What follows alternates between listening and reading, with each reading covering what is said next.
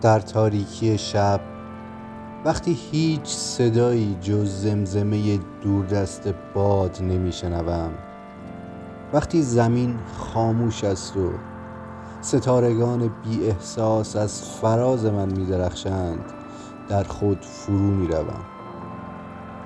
نه برای فرار از دنیا، بلکه برای آن که جهان را درون خود بیابم.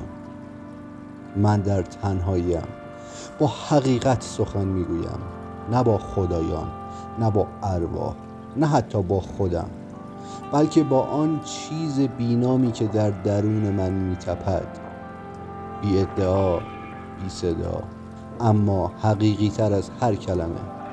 انسان تنهاست، حتی اگر در میان جمع باشد تنهاست.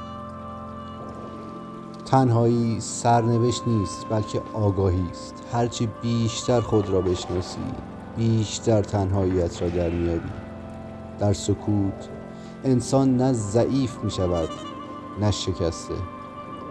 او به ریشش باز می گردد. دلتنگی های بزرگ در خلوت ها روی می دهند. اشتیاق به روشنایی در دل تاریکی زاده می شود. این تضاد حقیقت انسان است.